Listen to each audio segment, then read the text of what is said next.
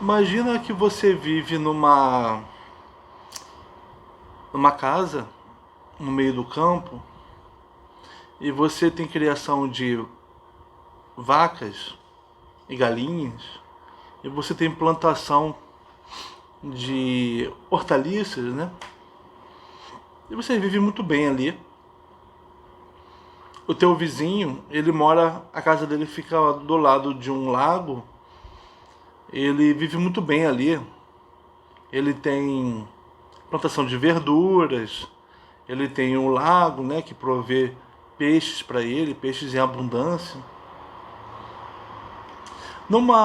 Só que acontece o seguinte, numa certa época, seu gado emagrece muito.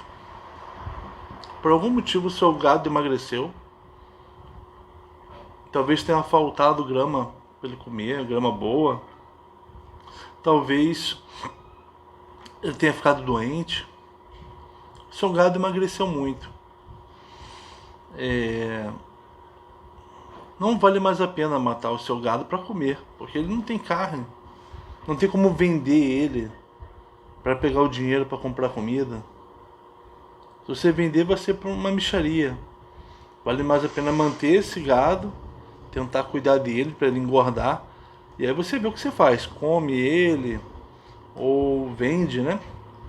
E também, olha só, as suas plantações não renderam nada. Não se produziu nada de batata, nada de cenoura, nada de beterraba, nada. O que se produziu não prestou. Não dá para você se alimentar, não dá para você alimentar sua família. O que você vai fazer, hein? Olha, pro Hobbes, Thomas Hobbes, né, a gente está falando aqui do livro Leviatã. O homem, ele é um ser que usa a razão dele para criar os meios para ele garantir, para ele preservar a vida dele. O primeiro meio de preservação da sua vida, da vida de qualquer pessoa, qual é? É a paz. O primeiro preceito da razão é: não crie conflito com ninguém. Não arruma conflito com ninguém, porque isso vai colocar a sua vida em risco. Vai colocar a sua segurança em risco. Essa é a primeira coisa ditada pela razão. Mas, imagine você nessa situação, em que você está na total penúria. E você vê que o teu vizinho está fazendo churrasco de peixe, de tanto peixe que tem lá na... Ele faz peixe assado, faz peixe frito, faz sashimi, ele come peixe de tudo quanto é jeito. Ele está com fartura de peixe. Um outro preceito da razão é a possibilidade da guerra. O quanto é vantajoso para mim iniciar um conflito com o outro, pesando a vantagem, as vantagens que eu posso obter com isso. Nesse caso, pegar peixe para mim, para quando eu morra de fome, e as desvantagens. Eu posso colocar em risco a minha vida, a vida da minha família. Se for mais vantajoso, se o meu vizinho for fraco para se defender, se eu for mais forte que ele, para mim pode ser vantajoso então começar um conflito com ele. Eu vou na casa dele, arrombo a porta, vou no, não preciso nem pescar, pego os peixes que ele já pescou, levo para minha casa. Eu sei que ele não vai causar risco para mim, para minha família, não vai conseguir me matar.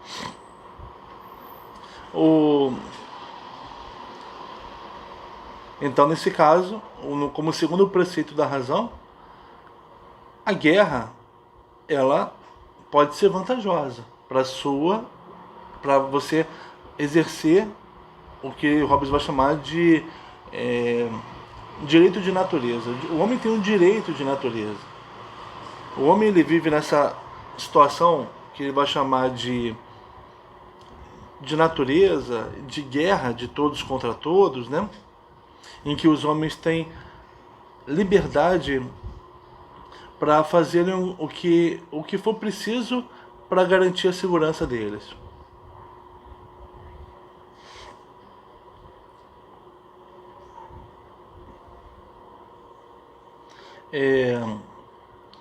os homens têm direito a fazerem isso, a fazerem o que a razão determina para que eles façam, e o homem tem o dever.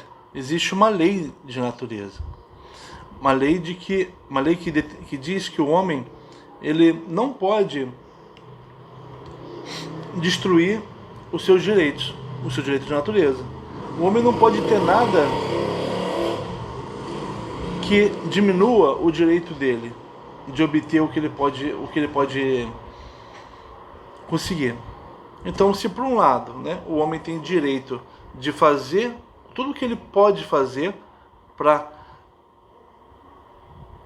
se manter seguro, para preservar a sua vida, por outro, ele tem o dever de não bloquear esse direito, dever de não atrapalhar, de não assumir, de não puxar, de não atrapalhar o seu próprio direito a conseguir o que ele quer. Só que, nessa situação, o mais forte dos homens, ou o mais sábio dos homens, né, aquele que faz o cálculo do que é mais vantajoso para ele não está seguro. Ele não está seguro, ele vai morrer, ele vai viver menos do que ele poderia viver naturalmente, né? Por quê?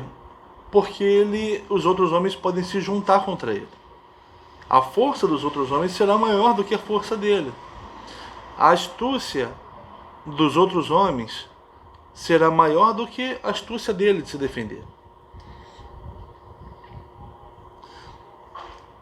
Então os homens eles fazem um pacto em nome da manutenção da vida deles ou manutenção da natureza.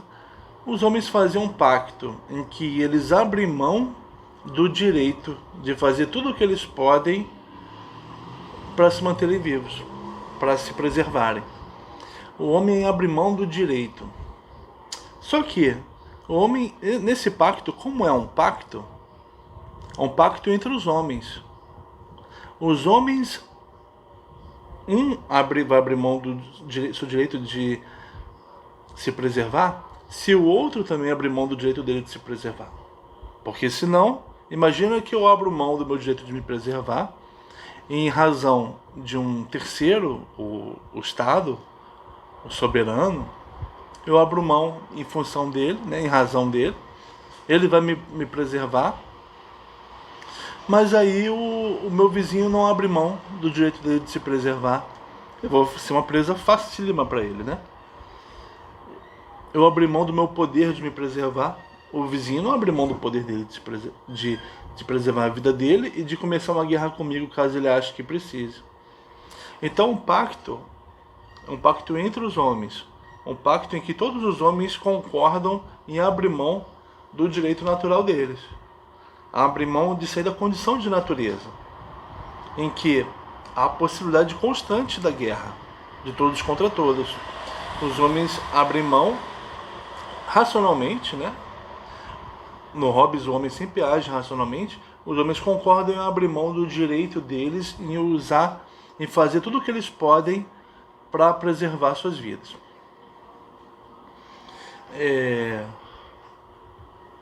O homem abre mão de um tanto de liberdade, a liberdade de usar o seu poder livremente.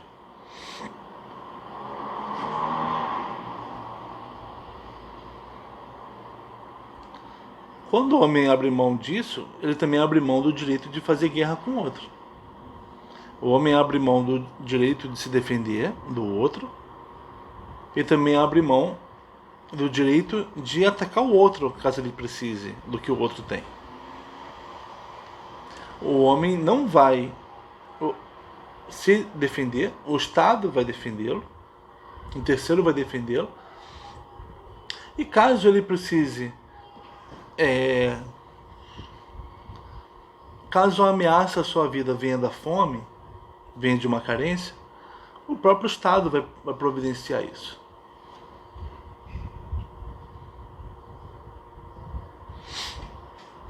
Aí a gente está vendo como é o pacto que sustenta, como é o pacto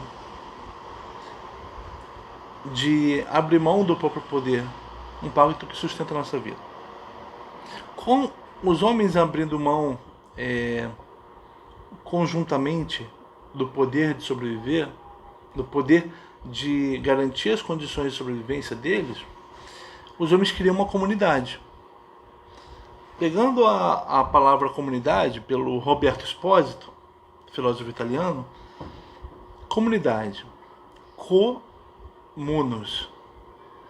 Munus é obrigação. Comunus, obrigação mútua. A comunidade é criada por uma obrigação mútua. Nesse caso aqui do Hobbes, obrigação mútua de abrir mão do direito de usar o seu poder para sobreviver.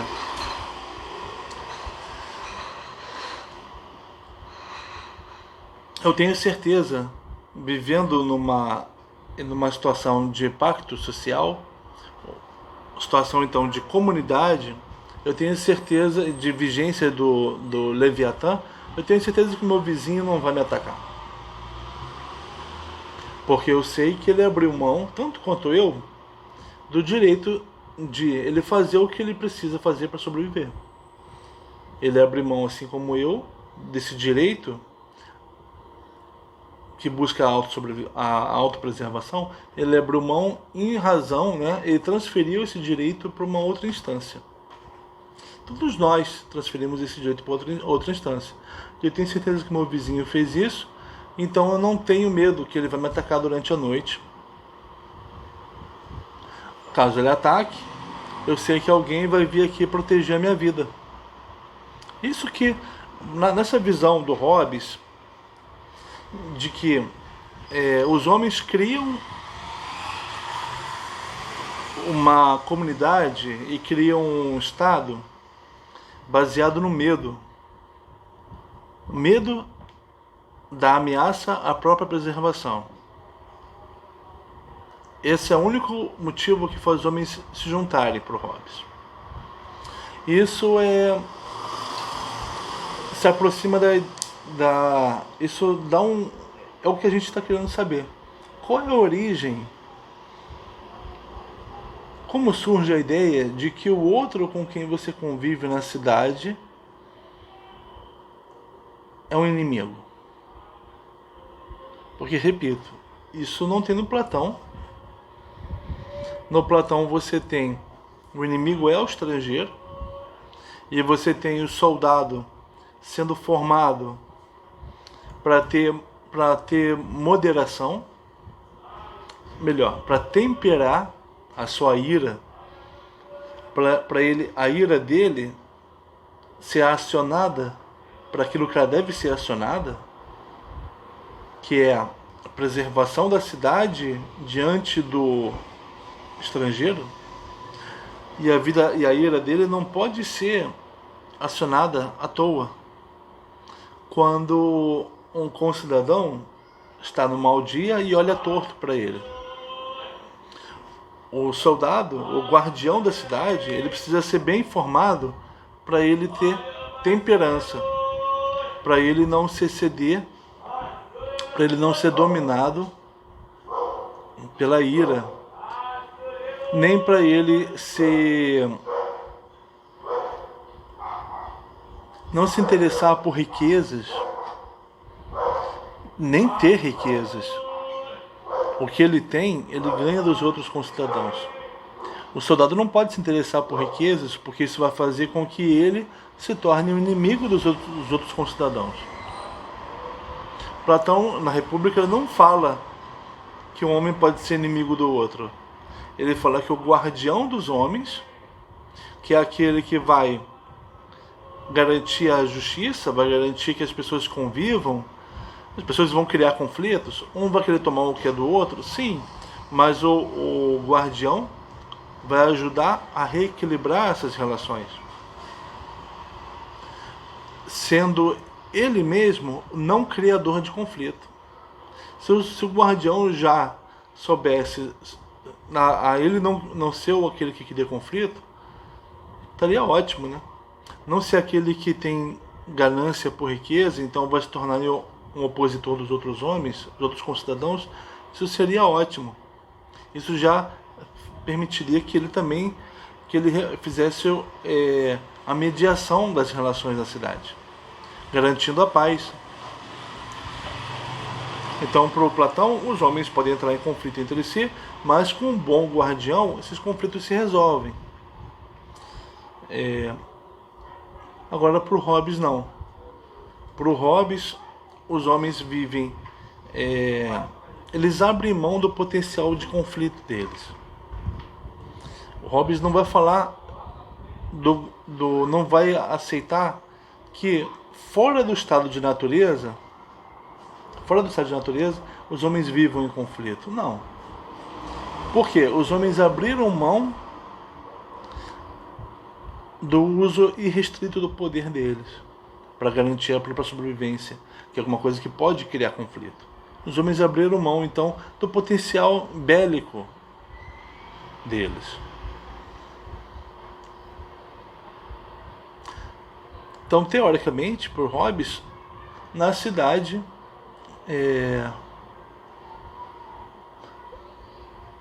o que reinaria era a paz, né? É lógico, pode haver conflitos? Pode. Mas é para isso que existe o Estado. Porque ele recebeu o poder dos homens, que transferiram o poder de proteger a vida de cada um, né? Que cada um transferiu para o Estado.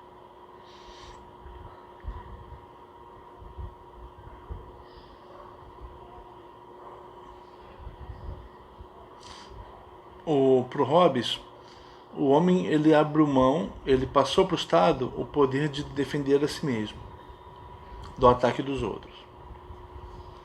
Mas o outro pode atacar, mesmo assim. Como que o homem vai fazer então? O homem não vai fazer nada, o que vai fazer vai ser o Estado. O Estado vai ter que proteger a vida de cada um. Porque imagina se cada um passasse sua vida se protegendo do ataque dos outros. Você não ia fazer mais nada, né? Ia chegar uma hora que você não ia conseguir cuidar da sua vida. Não ia conseguir plantar, trabalhar. Você ia gastar toda a sua energia se protegendo de ataques dos outros. Então nesse ponto da proteção de cada um é que entra o Estado. E aí isso libera a energia do homem para produzir, não é? Se o homem não precisa usar sua energia para se proteger, porque o Estado vai protegê-lo, o homem vai usar a sua energia para produzir mais, para fazer um comércio, para desenvolver a sua vida, a vida da cidade. Assim a cidade se desenvolve, né? Economicamente.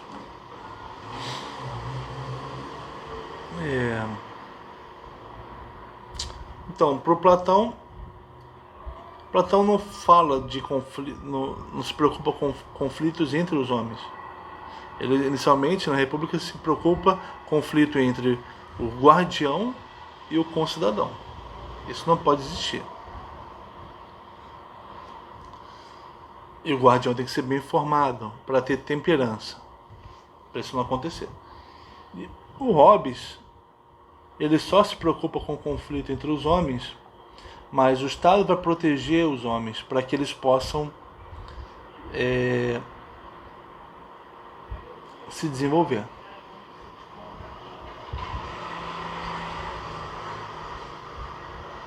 Ficamos aqui.